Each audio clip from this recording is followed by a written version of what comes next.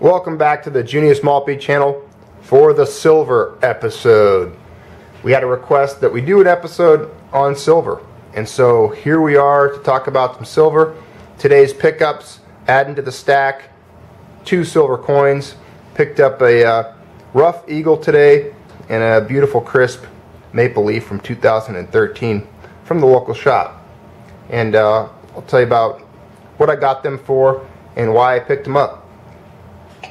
Well, let's look at silver. Let's talk about it a little bit. I got a chart back here for kind of shows the performance of silver priced in US dollars per troy ounce since about 1960. And well, silver's been monetized. It's been a currency. It's been mined and used as currency for over 5,000 years. That's when the mining of it began. Silver was first minted in about 3000 BC in Anatolia, modern-day Turkey. Some of the most common coins in the ancient world was the silver denarius and the drachma. We had the Roman denarius circulated for years. Stand by for a video on that. I actually have a denarius, a silver denarius. We're going to put in a video and include it here fairly soon. Talk about it and just show it. And then China, was one of the largest dealers in silver and had it as currency up until about 1935. And according to Professor Fagete, that's basically when silver died as a monetary unit, when China stopped using it and gave it up as a currency. Now, as you all know, the U.S. stopped putting silver into coins. Well, essentially 1964 was the last year of minting quarters and dimes and half dollars in silver. There were the 40% that existed after that, but I really don't count them or include them. The silver certificate and the exchange for silver, for dollars into silver, really died back in '64. So let's take a look at these. Let's start with the eagle. This was only $3 over spot because it was in the rough box. They have a little tube there they consider ugly coins, or coins that might be a little bit more worn than people like. And I have no problem picking up out of there because it's still an eagle. It's still an ounce of silver. I might have a blemish here on the face. You can kind of see right there, a little scuff or a bag mark. But it's still a beautiful 2002 US silver eagle. 1 ounce of fine silver. The maple leaf here, absolutely crisp. So you can see the queen on there is just shiny and polished. Look at that. I do like the maple leaves. I like how they're a little bit thicker than the eagle. Nice heavy coin, and it's as a lot of people say, 4.9, quadruple 9 fine. So just a beautiful fine silver, and the leaf always looks so pretty. Just brilliant. I don't stack a lot of silver. A lot of you guys know that. For years, hundreds of years, the ratio in the United States and throughout the world, it was really about 15.5, 16 to 1. They say it floated around 15.5 ounces of silver per ounce of gold. It's obviously not that way today, and it's pretty easy to figure out what it is. Take the price of gold and divide it by the price of silver, and that's your current ratio. I like to unload silver at about 40 to 1. So once it gets to about 40 ounces of silver to 1 ounce of gold, I like to cash my silver in for some gold, if it's possible. If I can do it properly and take advantage of the situation, I do. Silver's a great metal, though. For those that can't afford to stack gold, or you don't have as much liquid cash on you to put into metals, you can pick up an ounce. So this was 4 over spot. That was 3 over spot today. You're looking at $23, $24 I got on that, and about 25 bucks on the maple leaf there. Let's take a look back here at the chart. We'll zoom in on it.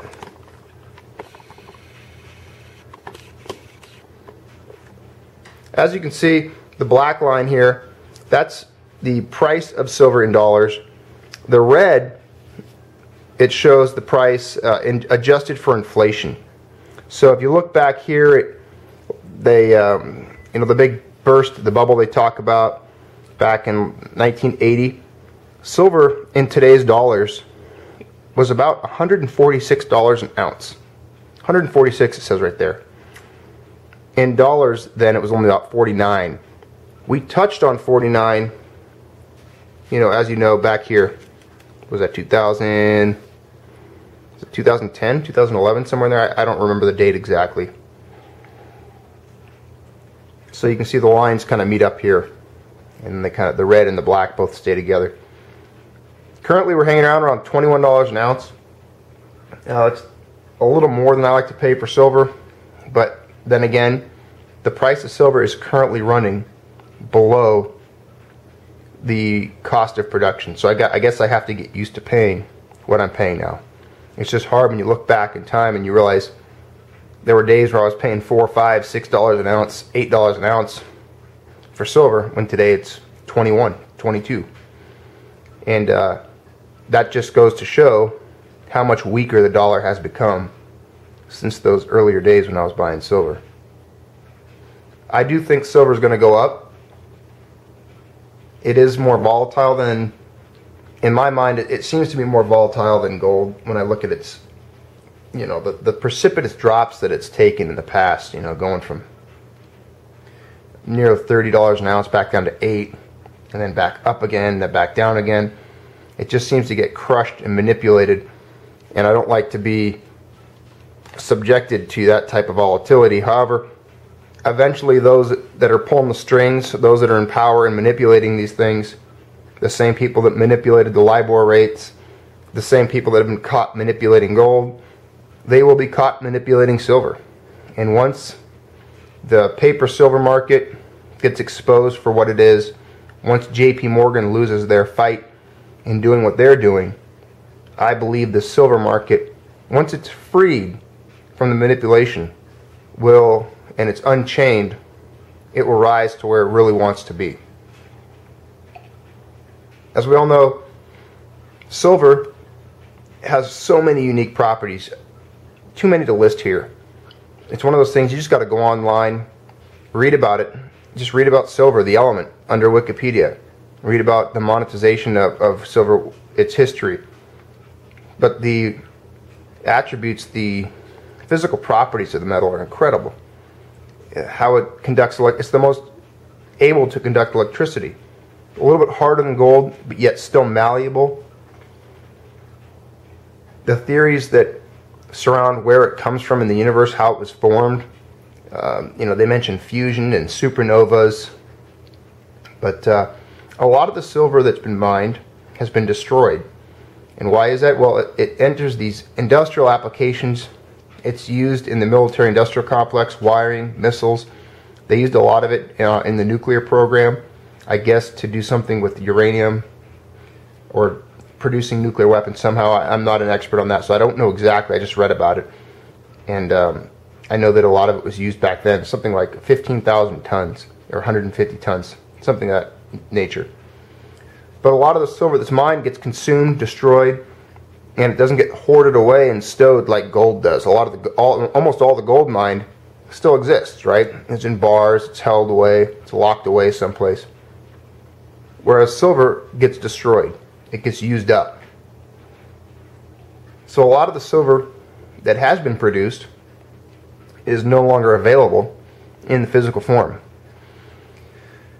Therefore, the supply has diminished over the years, and the production capabilities of the mines producing silver aren't producing as much.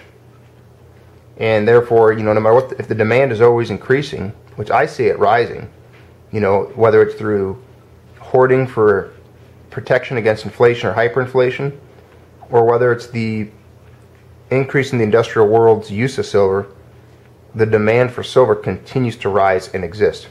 And it's one of those metals, if you think about it that way, it's kind of got a dual purpose.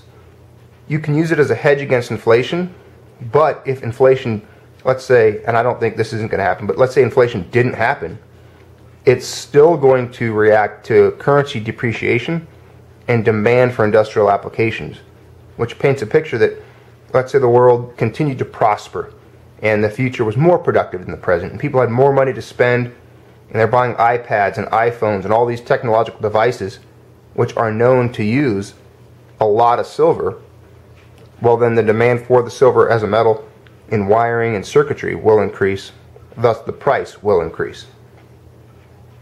So you really can't go wrong. You really can't. Silver's a great buy. I think right now it's on a fire sale. I think even though I have a hard time spending $20-something an ounce on it, I think it's on sale. It's below the cost of production. You're getting silver for less than it costs a lot of these mines to pull it out of the ground. And when you look at that, you're getting a discount on it. Because if it ever goes to the point where the price of silver costs what it actually costs to pull out, and as I said, the manipulators begin to fail in their manipulation of it, you're going to make out rather well in buying it. Take a look at it there. It's definitely a better bet than I think a lot of the technological stocks people buy. And well, I'm going to come out with another news story here pretty soon because some stuff just hit the wire, just hit the news. So stand by for the next installment of today's news broadcast because there is some stuff we're going to want to talk about. And I pulled up some more headlines for you. So today is going to be a triple video day for the Junius Maltby channel. So stand by. As always, thanks for viewing. Keep stacking. Get some silver. Feel good about it. I'm glad I picked some up today.